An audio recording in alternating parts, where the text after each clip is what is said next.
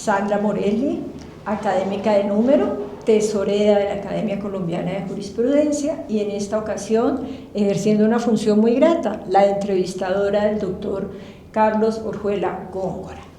En la primera entrevista, que ustedes muy seguramente ya vieron, hablamos de 50 años de evolución del derecho laboral en Colombia, que no es nada distinto que la evolución del Estado social de derecho en Colombia. Nos faltaron 50 años, quedamos en el otro gran aporte que hizo el derecho laboral a las instituciones en Colombia, que fue la oralidad, que tengo entendido que en realidad fue como letra muerta, pero fue una iniciativa muy de avanzada para su época. ¿Es así? Sin duda, doctora Sandra. No cabe duda de que ese fue uno de los principios y postulados más notables de esa nueva jurisdicción que nació, como decíamos, en el año 1948, porque introdujo los más eficaces principios que venían dándose en el derecho procesal italiano, entre ellos la oralidad. Por otro lado, introdujo figuras como la gratuidad en los procesos laborales. Claro. Comenzó a plantear el esquema del juez a quien la misma ley faculta para decretar, practicar pruebas de oficio tendientes a lograr la efectividad de los derechos sustanciales. Es importante mencionar esto. A raíz de los vínculos que habían nacido con la OIT, y diría yo con los principales laboralistas del mundo, hubo unos hechos que vale la pena rescatar. Unos distinguidos colegas, juristas, académicos, fueron los primeros instrumentos, aquí personales, para internacionalizar el derecho del trabajo. Hay unos hitos que vale la pena rememorar. El primero de ellos, en 1968, en la Universidad Nacional de Colombia, que celebraba o se unió a la celebración de los 20 años del Colegio de Abogados del Trabajo y de la aparición del Código Procesal Laboral, donde estaban integrados los juristas que ya mencionábamos, el doctor Arriaga, el doctor Velázquez Reranzati, el doctor Guillermo González Charri, la doctora Itanzola Linares, en fin. Y un poco paralelamente, la Universidad Externado de Colombia,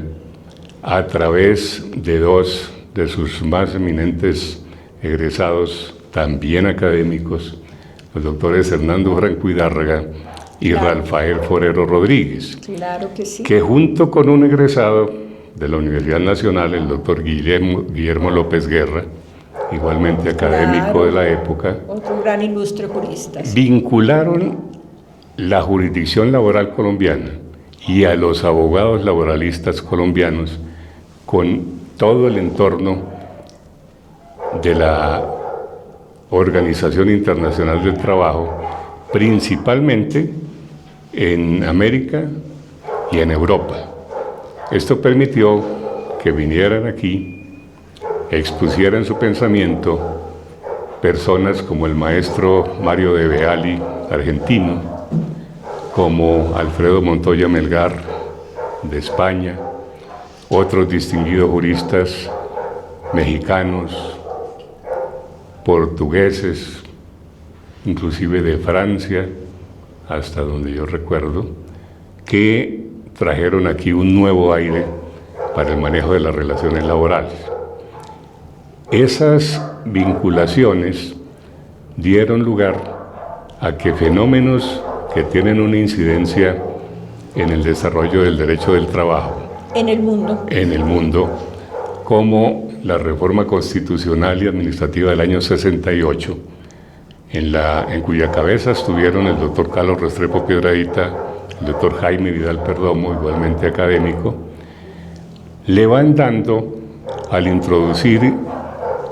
la aplicación de los convenios de la OIT un nuevo matiz, un nuevo carácter a lo que aquí comenzamos a llamar, creo yo que con cierta justicia, el derecho administrativo laboral aplicable a los empleados y funcionarios públicos,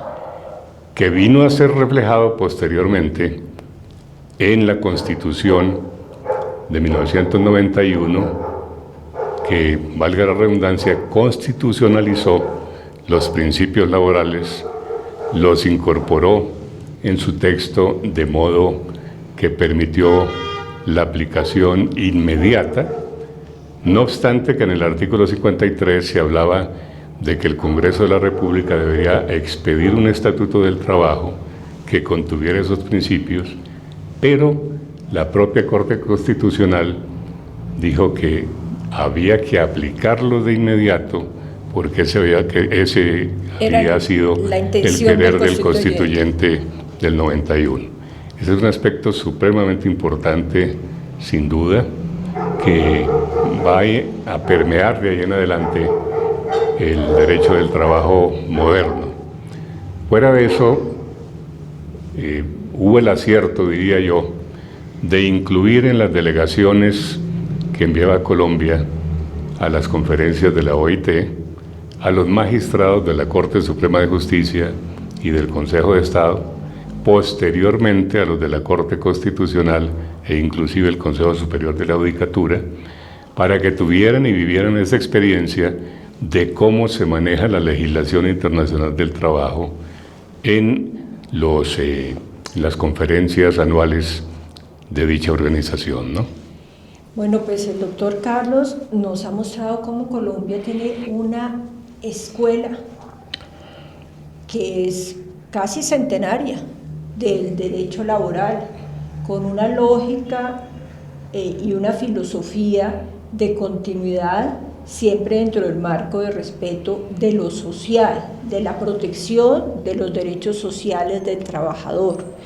Y nos mostró realmente con gran maestría cómo esta tradición, que viene desde las primeras décadas del siglo XX, pues es finalmente la que llega a la Constitución del 91, y en ese punto yo le haría una pregunta para culminar. ¿Es equivocada mi percepción o es acertada en el sentido que este último gran debate político en torno a la reforma laboral no fue un debate sobre conceptos, sobre orientación, sobre si se debería privatizar, como sucedió en Europa, el contrato laboral? Nada de eso, es sobre los pilares que desde la época de la Revolución en Marcha se adoptaron, se desarrollaron y se enriquecieron en Colombia, y hoy en día la discusión es más sobre la ampliación de esos mismos derechos, pero también sobre la efectividad. ¿Me equivoco? Sí, es cierto. Tal vez hay un fenómeno que igualmente vale la pena recobrar, que fue la llamada reconversión industrial o flexibilización laboral a raíz de la crisis económica de la década de los 70 en Europa y en Estados Unidos también, que dio lugar a unas nuevas figuras dentro del derecho del trabajo que hoy se aplican en buena parte del mundo.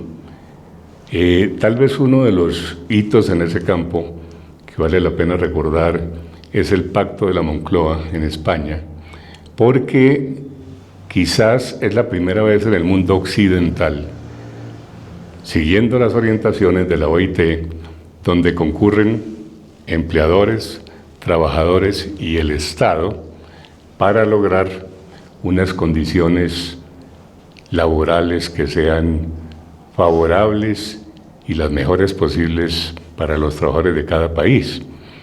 Y esto se pudo hacer allá en razón de que en España para la época había, en primer lugar, una gran central patronal y en segundo lugar una gran central sindical de trabajadores, de modo que había una gran representatividad. Yo recuerdo, por ejemplo, que el doctor Guillermo López Guerra decía de que en Colombia las organizaciones sindicales eran importantes, pero no representativas. Eso de alguna manera ha impedido aquí una negociación macro donde los tres protagonistas de la relación laboral tengan cómo plantear sus situaciones y llegar a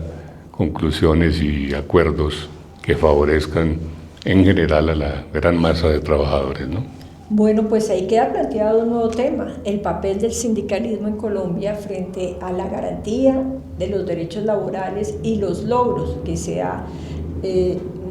alcanzado para la clase obrera y trabajadora en general en Colombia. Mil gracias, de verdad muy ilustrativo, estuvimos en 2 clases magistrales. Gracias, doctora Sande, yo muy honrado de tener la colaboración suya y la invitación de la academia. Muy amable. Muy buenas tardes.